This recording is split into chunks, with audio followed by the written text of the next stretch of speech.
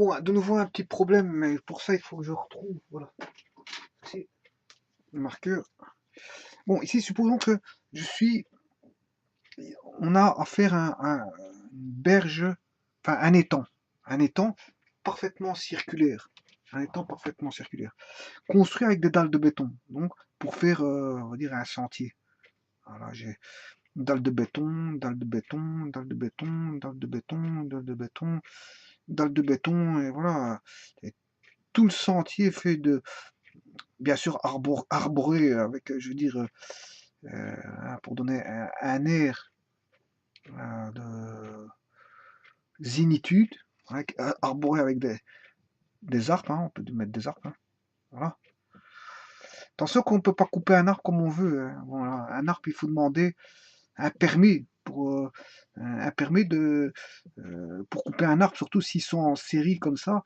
Si c'est des vieux arbres, et bon, ils sont en série, c'est interdit de les couper. De toute façon, on peut même pas toucher une branche normalement. Une branche, on peut même pas la toucher d'après, je veux dire, les règlements de la nature. On peut pas prendre du bois et voilà, les embarquer parce que ça appartient. Tout d'abord, ça appartient à l'État. Voilà. Donc, quelqu'un qui coupe ça, bon, c'est interdit. On va avoir des problèmes.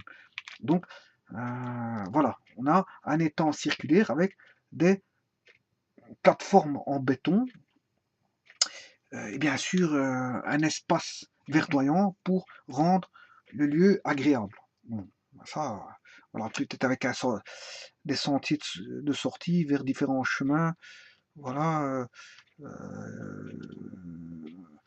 avec une partie boisée ici, une partie boisée, et on peut entrevoir, je dirais, comment est-ce qu'on appelle ça? J'ai oublié ça. Bah, des jeux pour les enfants, toboggan, un petit parc de jeux. Voilà. Donc ici, on a l'étang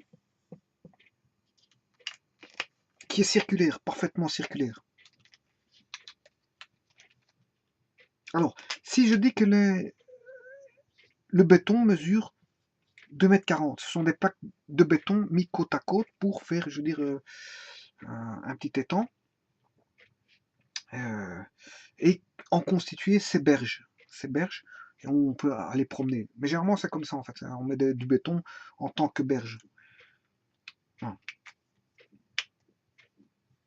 Bon, donc les plaques de béton ainsi construites, béton, ça peut être du béton, c'est du béton armé, voilà, c'est-à-dire armé par des armatures, je veux dire, en acier, voilà. Bon, de 2,40 m, placées côte à côte.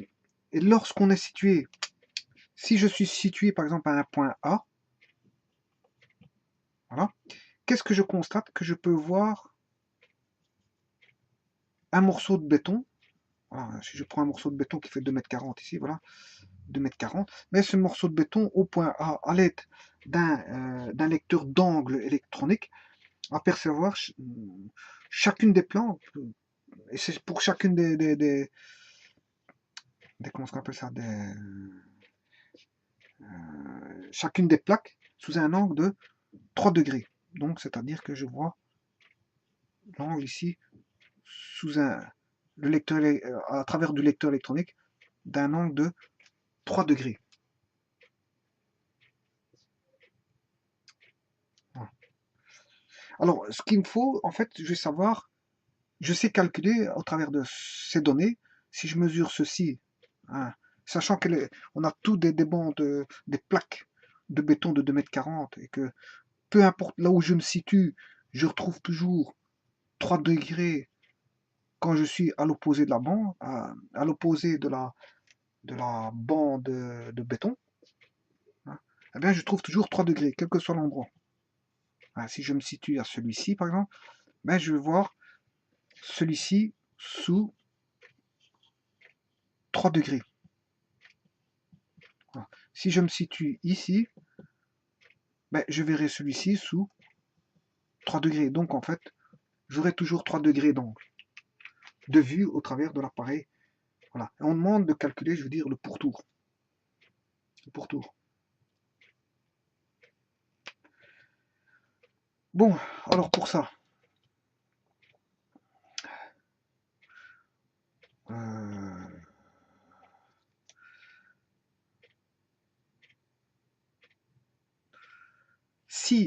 si je vois au travers 3 degrés d'angle, l'angle étant... L'angle, c'est un angle inscrit tout simplement.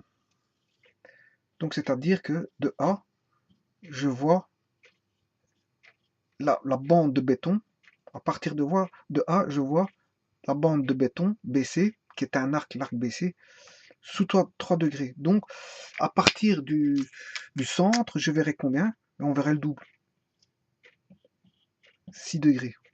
Donc, à partir du centre, je vois 6 degrés. Donc, s'il y a 6 degrés ici, ben, il y a combien de degrés au total? On se souvient que dans un cercle, il y a 360 degrés. Combien de fois 6 degrés qu'il y a dans 360 degrés? Mais il y a 36 divisé par 6, ça fait 6.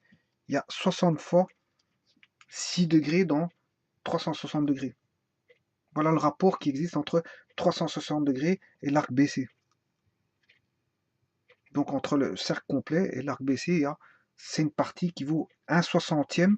BC, l'arc BC est égal à 1/60e en fait du cercle C, que je vais appeler C. Donc sachant que j'ai 1/60e, mais j'ai combien de plaques? Ben, j'ai 60 plaques. 60 plaques de béton. 60 bandes de béton. Comme chacune des plaques fait 2,4 mètres, mais je peux trouver, je veux dire, la totalité de la circonférence en plaques de béton. Donc ce qui fait 60 fois 2,4, il faudra 144 mètres de béton, je veux dire en circulaire. 144 mètres de béton circulaire qu'il y a. Voilà. Je vous remercie.